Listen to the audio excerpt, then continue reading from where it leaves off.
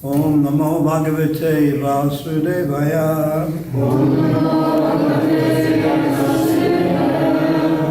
Namo Bhagavate Vasudevaya. Om Namo Bhagavate Vasudevaya.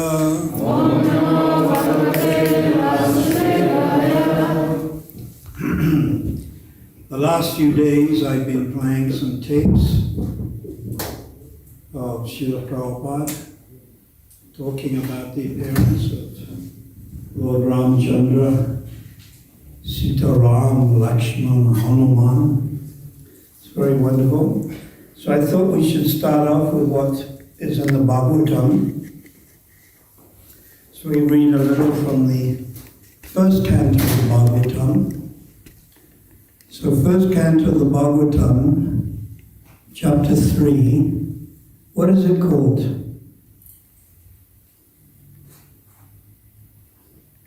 Canto 3, chapter 3, Bhagavatam, first canto, that's what it's called. And what's the name of the chapter? A greatly learned and erudite scholars of Haupting, Brandenburg, Midrand, Johannesburg, Soweto. Please do not answer all at once. Anyone know? Good start. Yes, chapter 3. Krishna is the source of all incarnations. This is chapter 3. And there is a list of incarnations, 22. So let's just go over them quickly. Number 1, Kurama. Number 2, Sukara. Sukara being the boar incarnation. Number 3, Narad. Number 4, Naranarayan. Number 5, Kapila. Number 6, Dattatreya. Number 7, Yogya. Number 8, Rishabha. Number 9, Prithu. Number 10, Matsya. Number 11, Kurama. Number 12, Dhanvantari. Number 13, Mohini. Number 14, Nrsimha. Number 15, Vamana. Number 16, Bhrigupati, also Parashuram. 17, Vyasadeva. 18, Ram. 19, Balaram. 20, Krishna. 21, Lord Buddha. And the last one, Kalki, number 22. Obviously, Prabhupada has told us the incarnations of God are as numerous as the waves. How many people have gone down to Durban Beach but not swam? Just stood on the side and counted the waves. So the waves are more, or rather the incarnations of God are more than the waves. So we're talking about the 18th one. 18th one, Lord Ram. So let's see what is mentioned.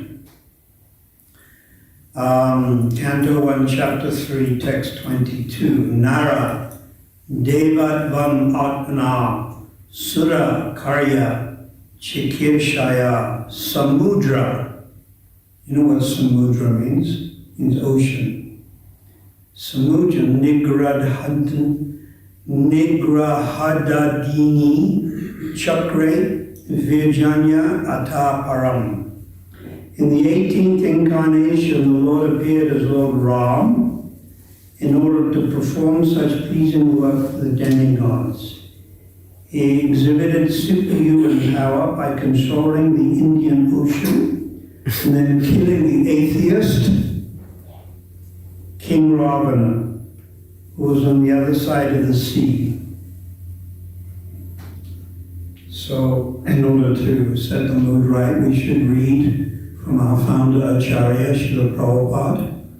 Srila Prabhupada, of course, is the inspiration and the source behind this Hare Krishna movement. And his two most important contributions is this mission, ISKCON, and his books. So we'll read from his books. This is called Purport or Tika.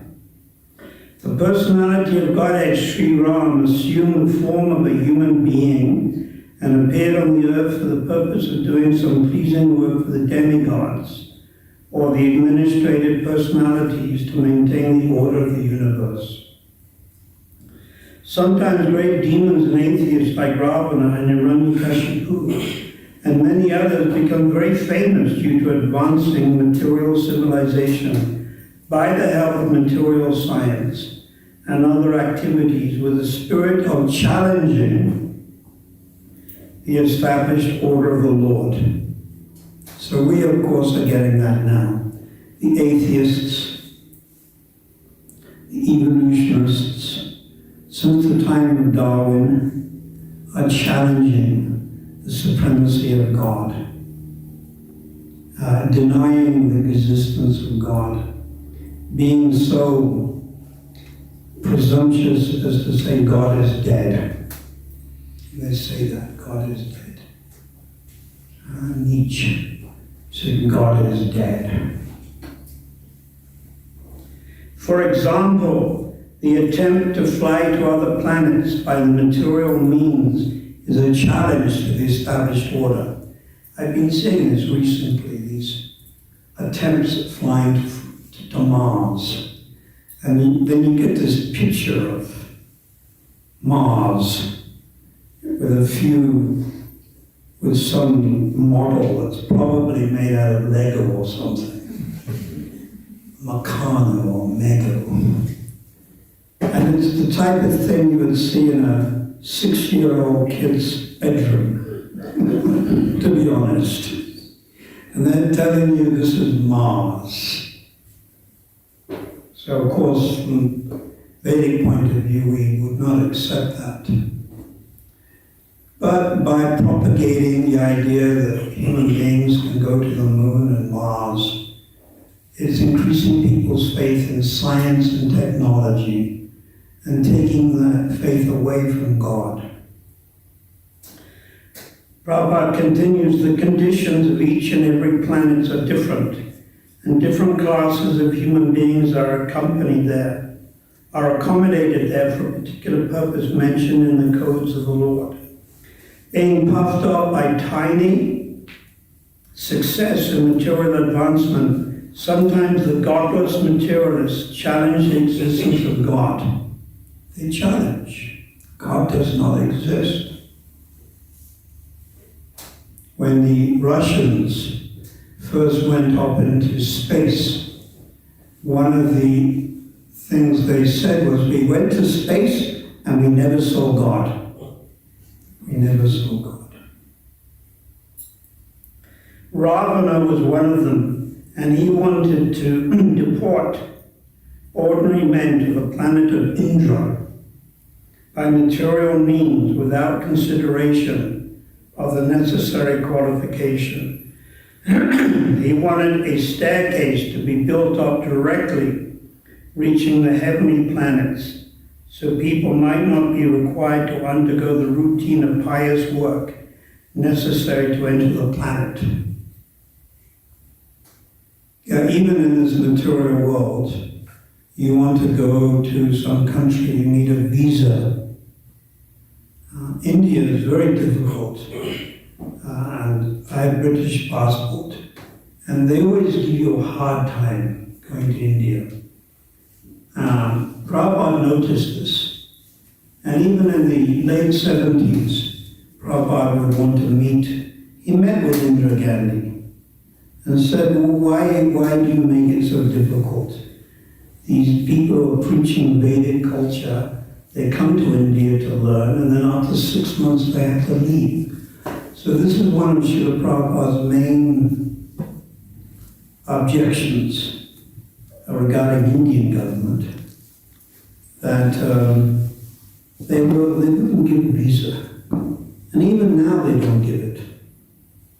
And now actually they harass you. When you're a foreigner and you go to India, the non-resident, what is it called, the NRO? Anyone know? The non-resident department. They harass you. Harass means, very simply, they want to bribe. That's all. And usually you should give it in dollars. So Ravana wanted to build this staircase. He also wanted to perform other acts against the established rule of the Lord. He even challenged the authority of Sri Ram, the personality of Godhead, and kidnapped his wife. Well, that's quite upfront, kidnapping a man's wife. Of course, Lord Ram came to chastise this atheist, answering the prayer and the desire of the demigods. He therefore took up the challenge of Ravana, and the complete activity is the subject matter of a book called Ramayana. Because Lord Ramachandra was the personality of Godhead, he exhibited superhuman activities which no human being, including the materially advanced Ravana, could perform. Lord Ram prepared a royal road on the Indian Ocean with stones that floated on the water. The modern scientists have done research in this area that it's not possible to bring in weightlessness anywhere and everywhere. But because weightlessness is the creation of the Lord, by which he can make gigantic planets fly and float in the air, he made the stones even within the earth to be weightless, and prepared a stone bridge on the sea without any supporting pillars. This is a display of the power of God. Yes, these planets, we're living on a planet. You see in the sky other stars, planets. Sometimes you can see Venus and Mars. So these planets appear to be just floating, like swabs of cotton, just floating. They're not flowing. So then we will ask, how is that? So what will the scientists say? Someone speak. What's keeping the planets in their appropriate distances? Gravity.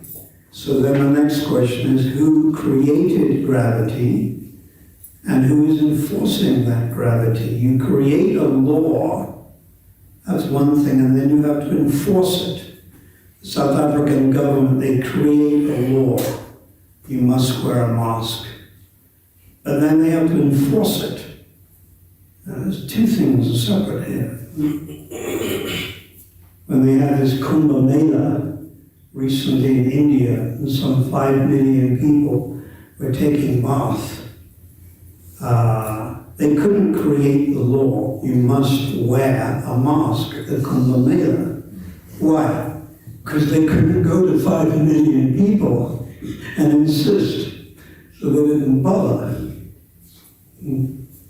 So the creator is God. He's the creator of gravity and all laws, gross laws and subtle laws. There are gross laws and there are subtle laws. And he's the creator of all of these laws. So Ramchandra is a person. He's a personality. He appeared 2 million years ago. Partha says 2 million years ago. He says at least 2 million years ago. Because we have the Kali Yuga, which is 5,000. And then we have the one before that, which is the Treta, Dwapara Yuga, which was 800,000. And he apparently appeared at the beginning of the Treta Yuga. So Treta Yuga is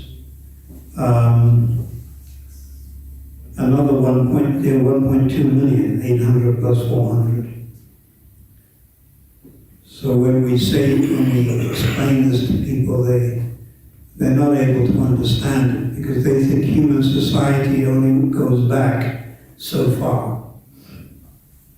According to evolutionists, animal became human being when two things happened. When he started to learn how to use weapons to fight, other than the claw, a weapon, like a stone or a stick. And secondly, when he created fire. That's when they say Australopithecus made the jump to Homo sapien, or human being. Of course, we don't believe this. We don't accept this, and this is simply speculation. When Prabhupada came in 1975, how many of you were alive? 1975. Just like to see. Well, I was. I was alive. You were alive. There's two of us. 3, 4, 5. So Prabhupada came in 1975, and he was in a yoga, which is a district near Hyderabad. And it was Prabhupada's breakfast.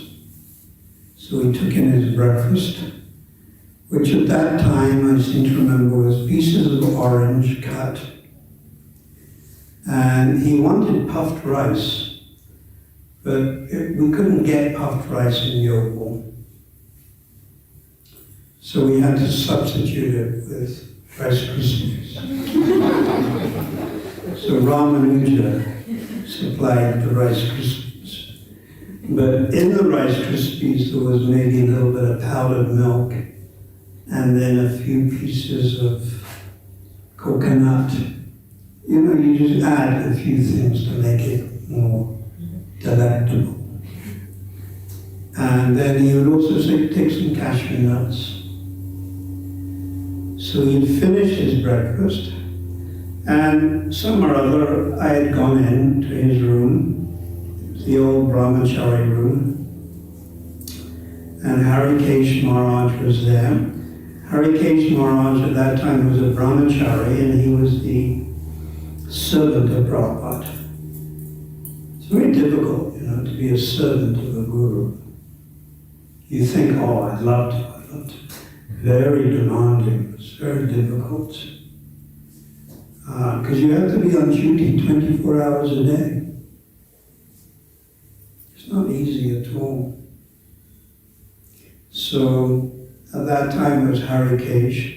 Pusta Krishna Swami was Prabhupada's secretary, so he would transcribe the tapes of the lectures and answer Prabhupada's letters. Mr. Krishna Swami recently passed away last year in America. He's a very nice devotee, and he spent some 2 or 3 years in South Africa. So Harikesh Maharaj was explaining to Prabhupada, he had a map of the world. And he was explaining to him how Charles Darwin's theory was working, and how Charles Darwin had a son. I think we could call him Charles Darwin Jr. I don't know what his name was, George Darwin, whatever, So Harikesh was saying, yes, Charles Darwin's son, in order to refute his father's ideas, and in order to establish his supremacy when it comes to total concoction, because that's what it was, Maha concoction. He said that North America and South America were joined, and England, France, and Morocco, and the whole of down to South Africa, they were joined. And they were joined this way also. And then they split, and they opened up. And from that hole, which would be the Atlantic Ocean, the moon came. And then the moon went up into the air and started spinning around. Harikesh was laughing. Prabhupada was also laughing. Sometimes Prabhupada would be in a laughing mood, almost like intoxicated, from the prasad, and very relaxed. And then he made a gesture with his hand and he said, yes, the moon went around and it went in the sky and then it hit the scientist on the head. And then Prabhupada made a gesture like, like you've been hit by your wife or something. You are hit by your wife. Yeah, let's not pretend. I'm in front of the altar, and we have to empower the ladies. And they are allowed to do that sometimes, just to keep things in order, So Prabhupada made this gesture like that. So Ram Leela. So now I'm going from the sublime, I'm going from the ridiculous to the sublime. Pastimes of Ram are very famous. I'm not really going to get into the details, and they're not mythological. They actually happened. It is fact. It really did happen. There was a person called Ravana who had 10 heads. If he had 10 heads, how many eyes did he have? Quickly. How many? 20. All right, if he had 10 heads, how many noses did he have? 10. Right, got an intelligent crowd tonight. Good, correct. So Ravana really existed. And Lord Ramachandra vanquished him. It's called Leela. Pastimes. Leela. We don't have pastimes. We are controlled by the three modes of nature. What are those three modes?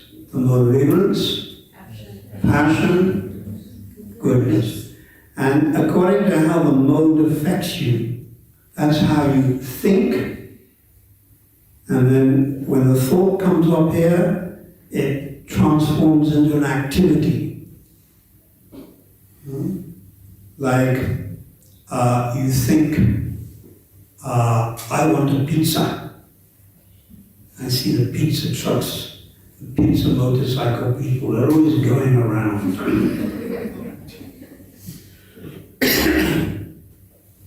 So you think, I want a pizza.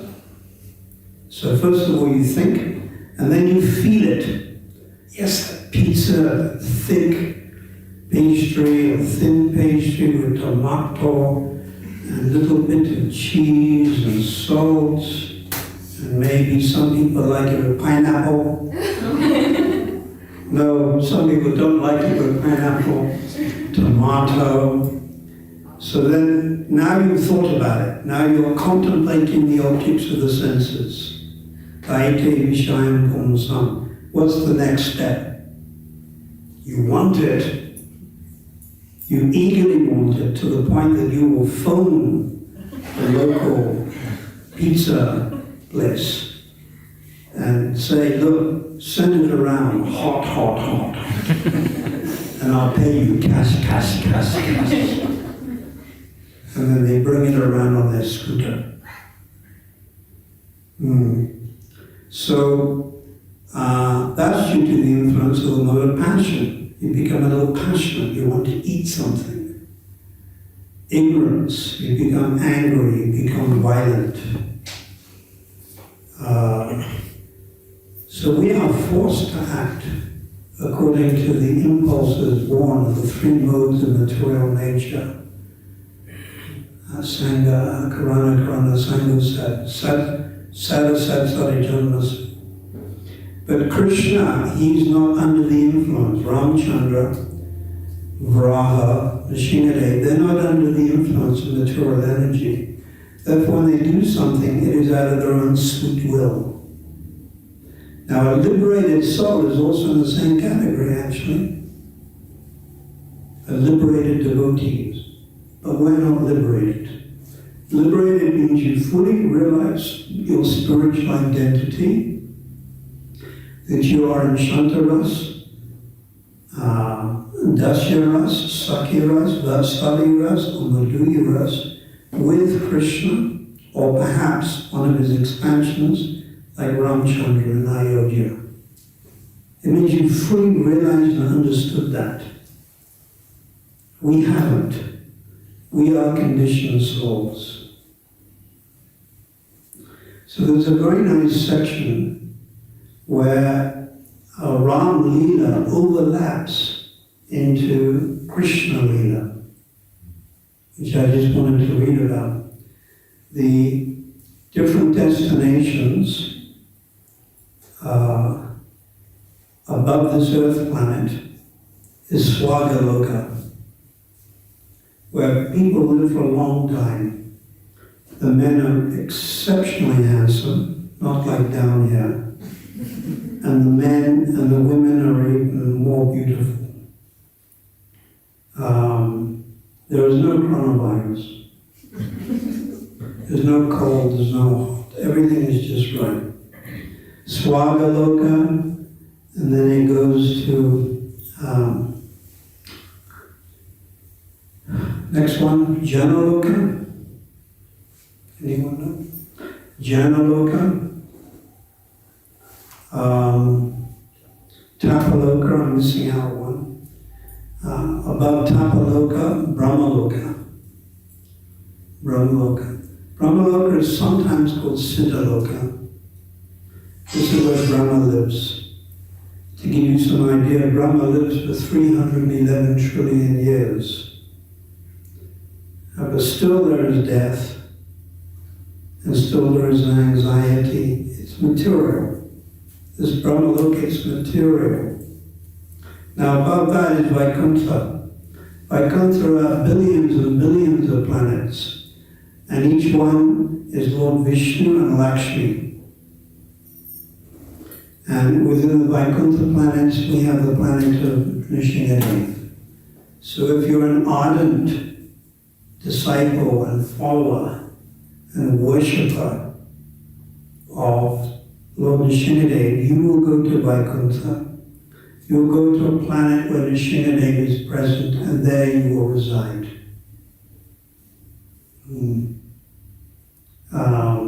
Vraha also has a planet.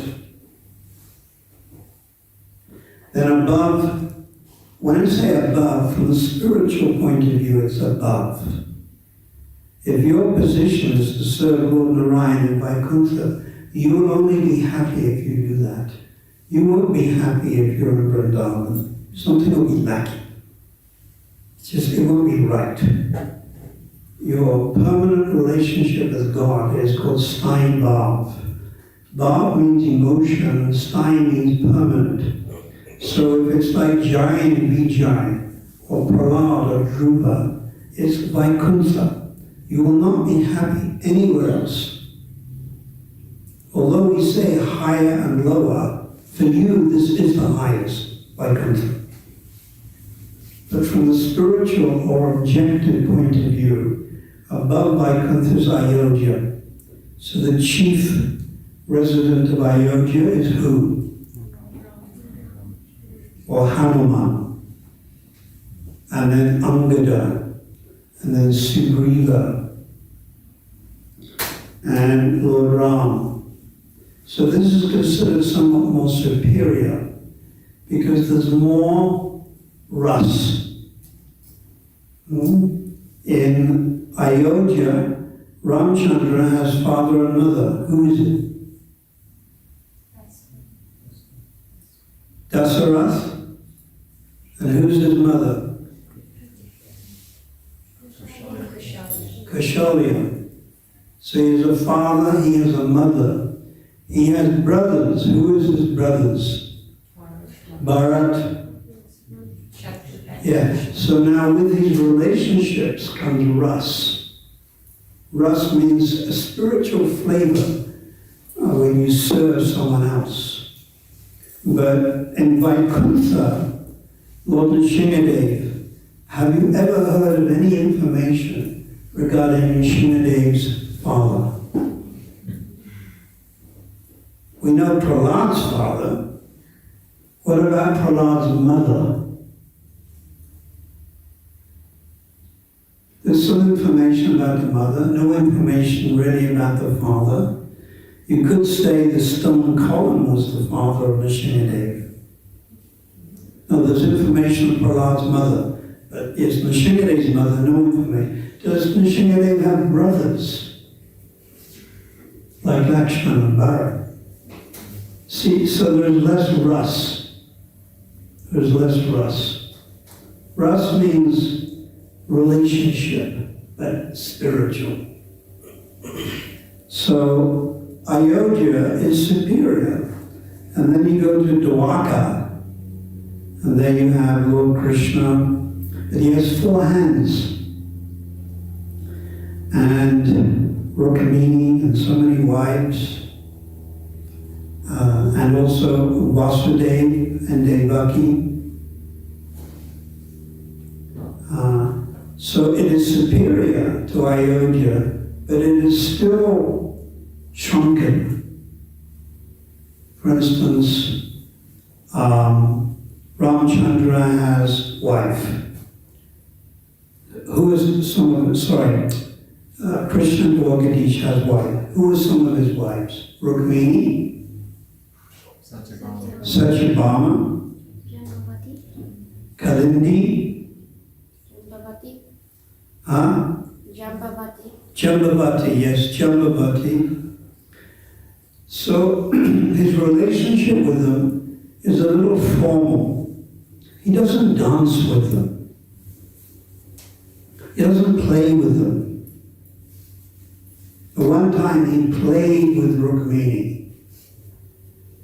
Rukmini couldn't understand. He said to Rukmini, you know, Rukmini, you're such a qualified wife, and I'm such a nonsense. I think you should get a better husband. And what did Rukmini do?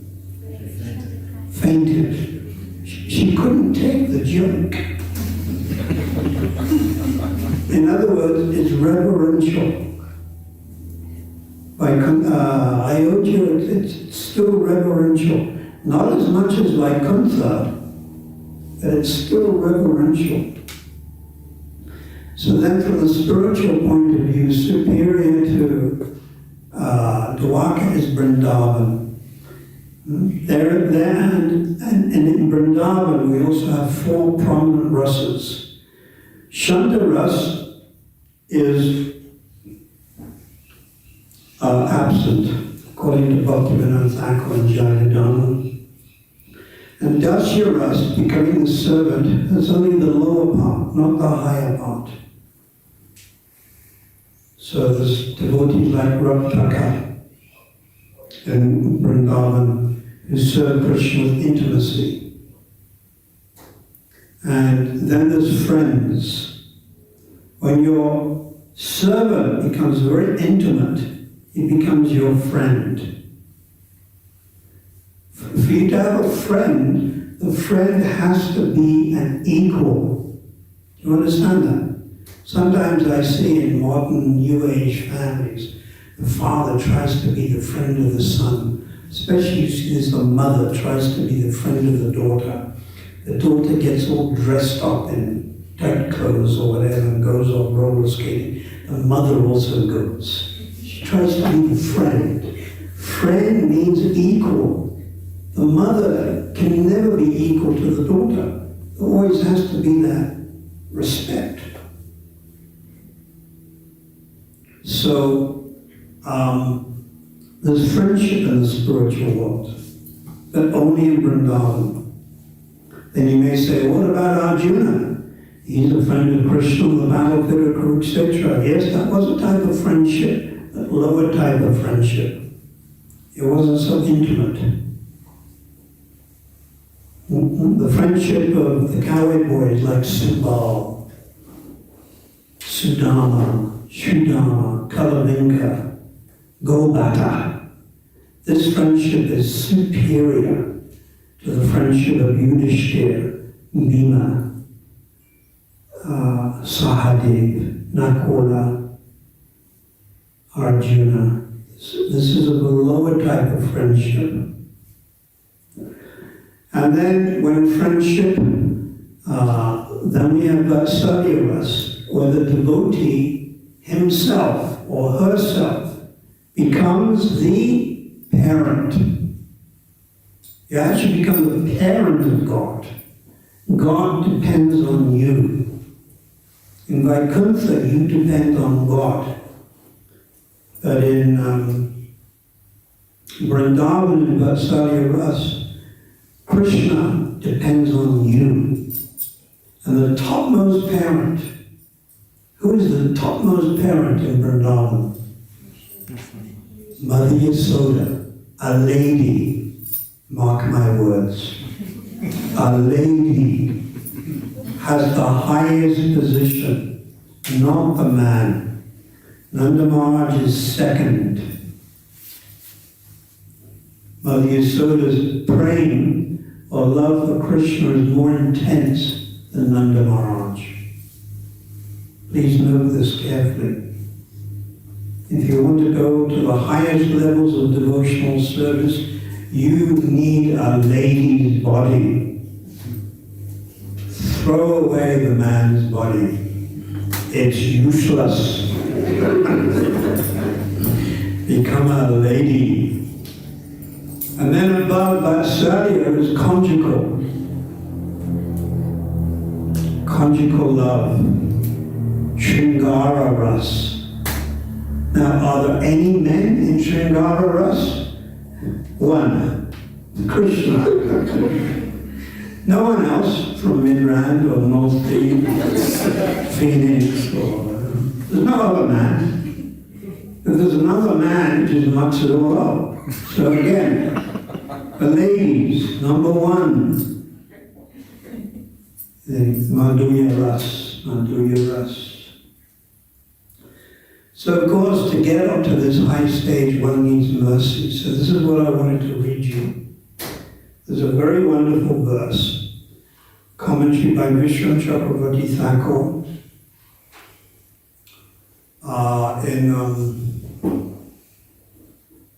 he's referring to Canto 10, Chapter 29, Text 8. Canto 10, Chapter 29, Text number 8. And he refers, Vishnu Chakravarti Thakur refers to the sages in the forest of Dandakaranya. So, Lord Ram, with Sita, with Lakshman, and with Shatrughan, they were banished. And they were in the forest of Dandakaranya. And in that forest, there were 60,000 sages,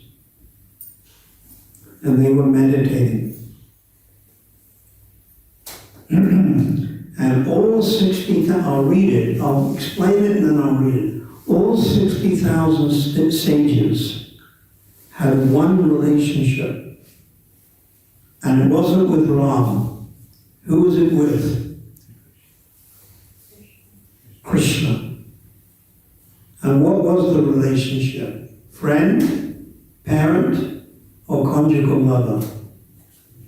The last one. All 60,000 had a conjugal relationship with Krishna.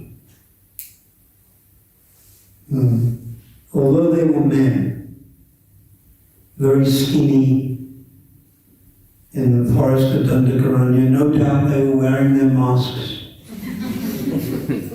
They had their sanitizers. They were being very cautious and very careful. So they saw Ramchandra. And immediately on seeing Ramchandra, it reminded them of who? Gopal. Let's go Udipan. In Rupa Goswami describes when something stimulates your love for God, it is called an Udipan. When something stimulates your love for Krishna, or Ramchandra, or Nrsimhadev, it's called an Udipan. And there are many Udipans. For the gopis, the main Udipan would be the sound of the flute, would be the moon, because at night they dance. These are Udipans. If you're a follower of Ramchandra and you see a bow and arrow, that can be like an Udipan. It can remind you of Ramchandra. I give you an example. You have a child and he goes to school and he comes back and he's late. He's missing. Perhaps he's lost his way or he's been kidnapped. And the hours go by and you're feeling great anxiety. Where is my son? Where is my daughter? And then you see one of their shoes in the bedroom, small baby shoe. Then immediately you start crying. You start thinking more of your son, more of your daughter. That is an Udipan. That's a material example.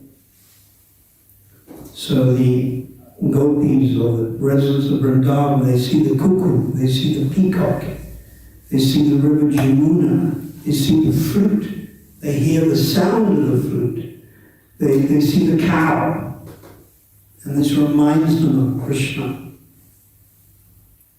It's called an Udipan. So the 60,000 sages, they saw Ramchandra. Now Ramchandra is not Krishna. He's greenish in color. We haven't at this stage seen a greenish person. We've seen the yellowish. We've seen shades of brown. We've seen white. And we've seen pink. But purple, no, not so much. But green, not really. Ramchandra, beautiful green like an emerald. Marakato emerald. And when the 60,000 sages, they were all more or less on the same level. This is interesting. It awoke within their heart, Udipan, thoughts of Lord Krishna, Gopal. And they immediately thought of Gopal. Now they wanted to go and embrace Ramchandra, but it wasn't proper. You know, we're not living in 2000, this is before. The man didn't sort of get up and run to the other man and embrace him like he's a woman. Now you can get away with these things. But now, you couldn't do it then. It wasn't proper. And anyhow, he was the king.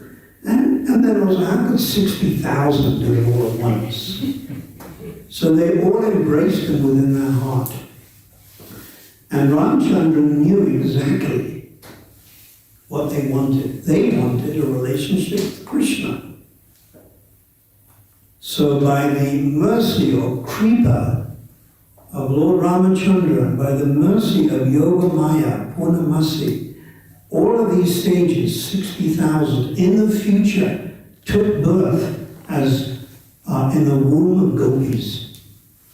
In Vrindavan, or they took birth outside Vrindavan and then their mothers came to Vrindavan. All of them. And this group of sages who became gopis, what are they called? Famous name.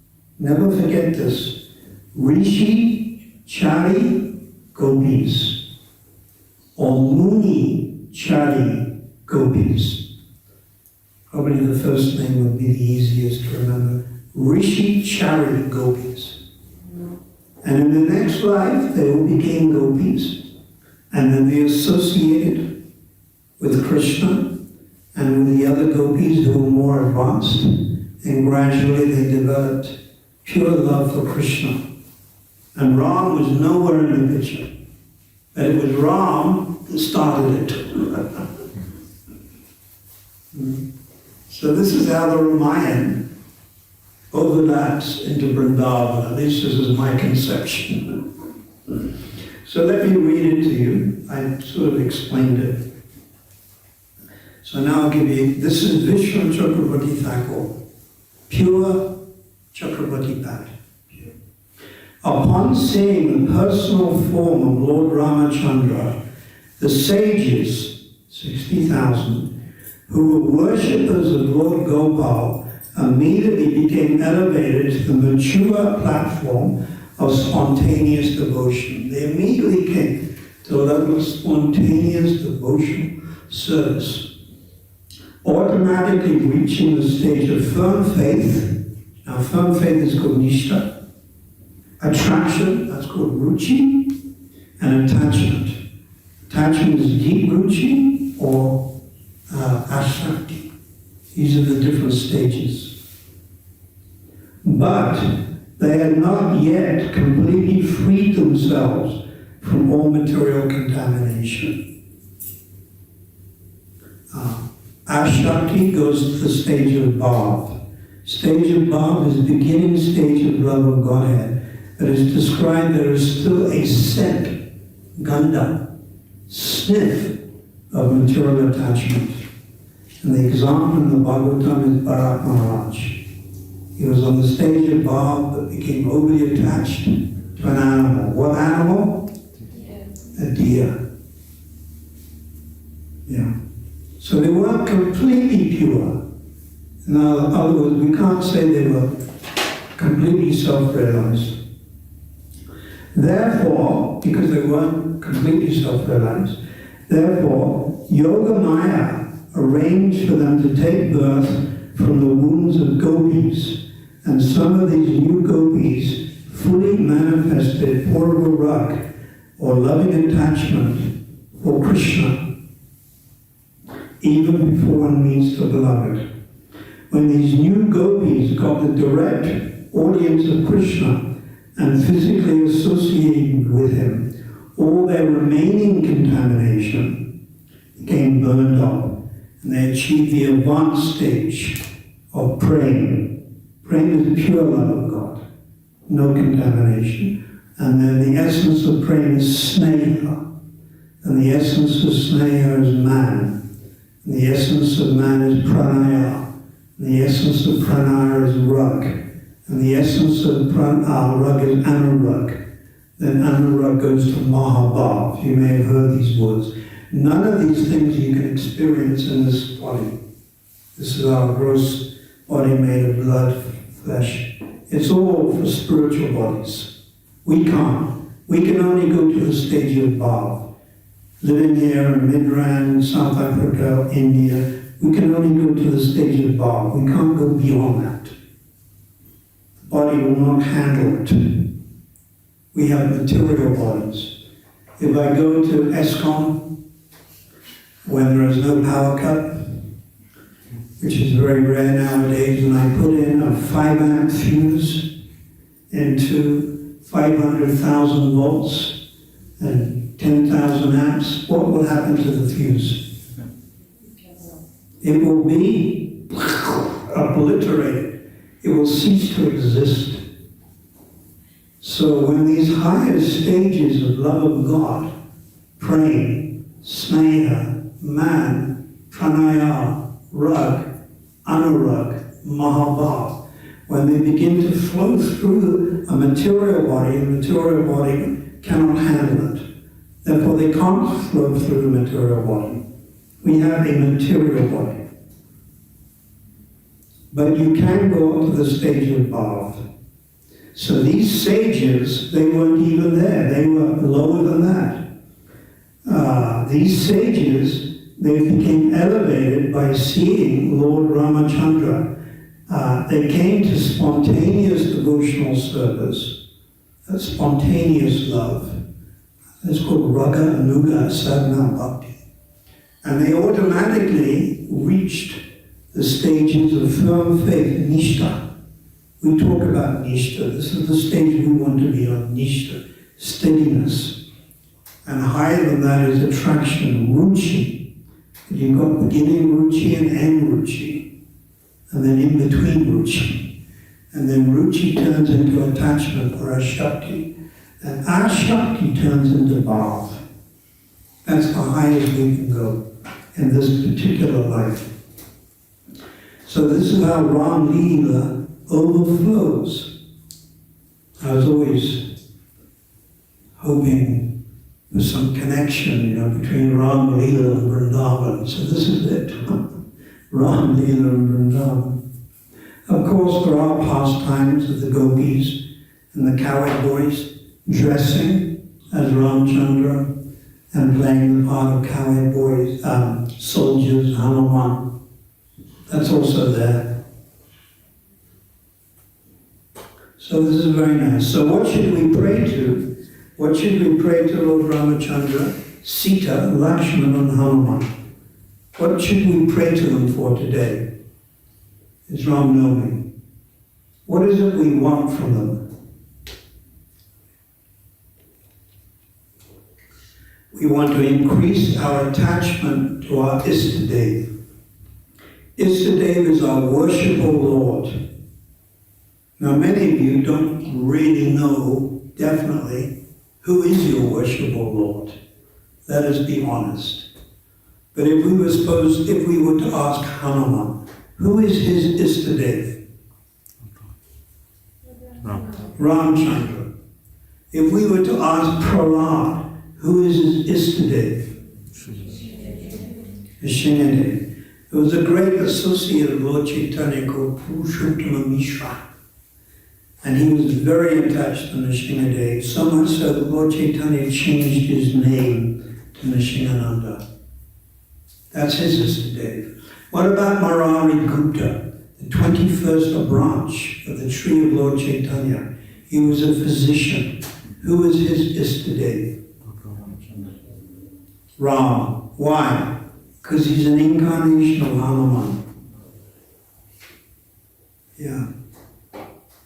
So we can pray in a general way. Please help me, dear Ram, Sita, Lakshmana, Hanuman. Please let me get deeper into devotional service. Please protect me from engaging in offenses to other Vaishnavas. The main way we drift from bhakti, devotional service, is by being offensive. Devotional service immediately recedes. What's the word recede? Withdraws at the slightest smell of sadhu-nindu. Sadhu-nindu means Vaishnava aparad. Nindu means to have bad thoughts, to have ill thoughts. I don't like this person.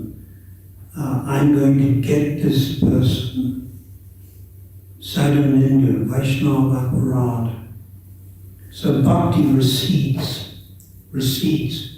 like the tide is going in, tide is coming out, it's going in. Or before they have a tidal wave, at least the water goes in, it recedes. So avoid offenses, pray to Sita, Ram, Lakshmana, Hanuman. Lord Ram is bona fide aspect of God. Same as Krishna in Tattva. Do you understand Tattva? Philosophical truth. But not the same in in Ras. Ras means spiritual flavor. Would Ramchandra dance on the bank of a Jamuna, embrace gopis, play flute, and climb on the back of the cowherd boys? Is he going to do that? That's not his mood. His mood is one of being very chivalrous. Arrows, the bow, chivalrous. Satriya. It's a different rus. The tattva is the same. So at this stage, we may not really know what is our worshipable deity. Sometimes people say Jagannath, Subhadra, and Balaram. Some people say Gaurnitai. Some people say Matsya, or Varma, or Shinade. Then it's not so clear. Doesn't matter. Just continue your devotional service. And as you progress, you'll begin to understand. Rome was not built in one day. It takes a little time. But we're on the right path, and we just continue and avoid offenses, stay within Prabhupada's mission, and hear from Vaishnavas who have some knowledge on this subject, Rasik Vaishnavas, and then you'll begin to learn, you'll begin to understand. Sita Ram Lakshman Hanuman ki jai. Srila Prabhupada ki jai, Srila Ramanuja Acharya ki jai, Gaur Premanandi Hari, Vansha Kapa Drubhyascha Kripa Sindhuvya, Orkutanam Bhavani Vaishnava Namo.